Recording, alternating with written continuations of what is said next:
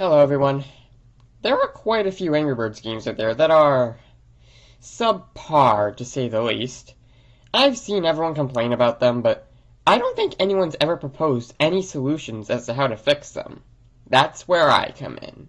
In this new series, I'm going to be taking one low-reviewed Angry Birds game at a time and explaining what I would do to make them better games.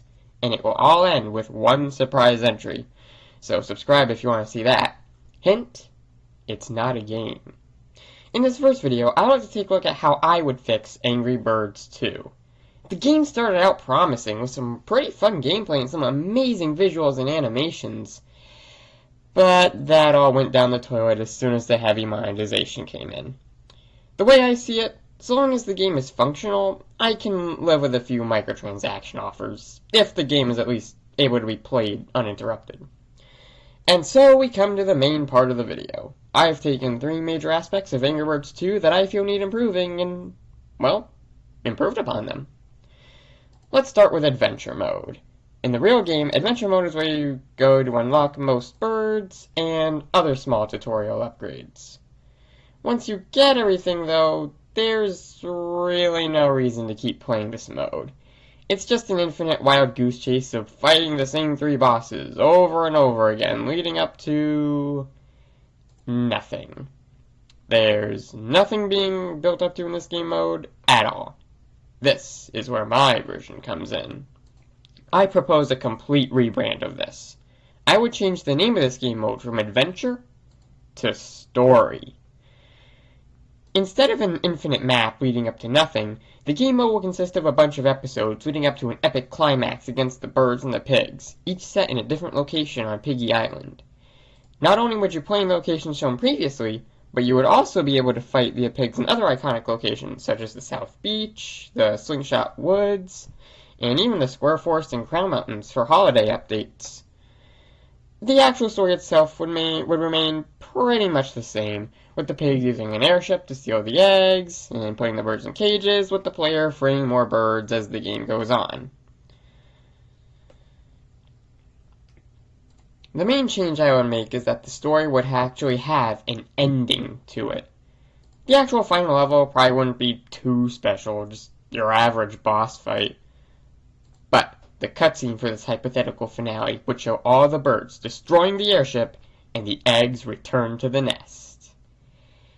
Yeah, it's pretty basic, but this is Angry Birds we're talking about here.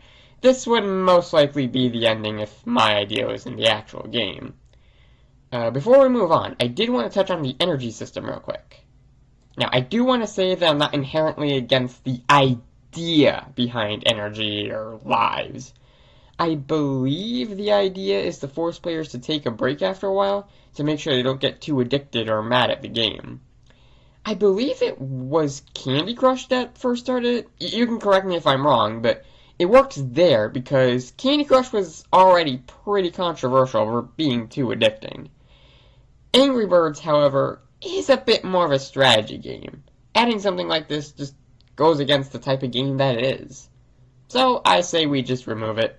There's really no way we can make an energy system work with Angry Birds, so it's best we just get rid of it. I think that's really all I have to say about Adventure Mode. Now let's move on to the Tower of Fortune, or as many fans have dubbed it, the Tower of Torture. The Tower of Fortune is just straight up gambling. You need a ticket to enter, and each floor in the tower has 4 cards you can choose from. 3 are rewards, but 1 is a pig that, if chosen, causes the player to lose all previously given rewards, unless the player pays gems. So, you can see why this game mode is so heavily criticized. So, how do we fix it? Well, there are honestly quite a few ways, but here's my solution. We remove the exit button, and make it to where the pig is the only way to leave the tower and claim your rewards. This way, we keep the random chance aspect of the game mode, but there's no risk of losing rewards, only not getting the chance for certain rewards you were hoping for. For example, let's say there's a really cool hat you wanted on floor 20, but uh-oh, you got the pig on floor 7. That's okay. You at least got some black pearls which you can put to use in buying the hat later. Hey, speaking of buying hats from the shop, that's the final aspect of the game I wanted to touch on in this video. I'll admit this is more so just tweaks I would make to improve the experience, but I still think there's something to consider. Now, when it comes to the actual purchasing of the hats, I think the current system is fine as is and doesn't need to be changed. One of the biggest problems, however, is the imbalance of the tiers, with the magical tier taking up an overwhelming majority of the hats. I say we fix this by just removing tiers altogether, and instead give all hats the star tier system, with additional bird power increasing with each star. The purchasing of the upgrade, either using black pearls or you would level it up from mastery. Hey, speaking of buying things using currency, how come black pearls and gems are the main two currencies in this game? You'd think, given how heavily monetized this game is, that bird coins would be here too. So that's why I'm bringing them into my version of the game. They would be used as the main currency in the regular shop. Also, they wouldn't outright replace gems, as they would be used for premium purchases. Coins would be earned by clearing stages in any game mode, and just be used in the shop. Oh, and one more thing. The bird's level and tier would always both upgrade at the same time. As someone who tries to keep my flock upgraded evenly, it can be pretty hard to remember the order that the tiers go in, so combining these two together so I only have to look at the number on the top left of the card would be much better. Alright, that's most of what I wanted to say in this video, so before we wrap up, let's go over some minor miscellaneous tweaks that don't really fit any of the other categories that I would include. First of all, bugs would be fixed, obviously. I'm pretty sure this is something Rovio is actually working on, but from what I've heard, there's so many bugs in this game that I figured it was worth a mention anyway. I would also cut down on the pay-to-win features. I wouldn't get rid of all of them, since Angry Birds 2 is a free game with, honestly, very few ads, so they would have to make money off of it somehow. But I would get rid of most of the really scummy ones. And lastly, I would make sure to fix the Battle Pass. Yes, fix, not remove.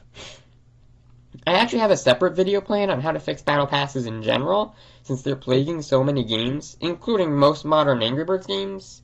And no, it's not the video I teased at the beginning. That's a different thing. And that's about it. Before I go, I just want to say that there's no way in hell Rovio is going to learn anything from this video if they're watching. So if you guys want to make a fan game or mod inspired by my proposed solutions in this video, then please, by all means, make it. I would do it myself, but I don't know how to make games. Or actually, if you want to, tell me about it in the comments. I'd be more than happy to give my input and help out. Thank you everybody for watching this video. If you liked it, then you know what to do. And I will see you in the next video. Bye bye!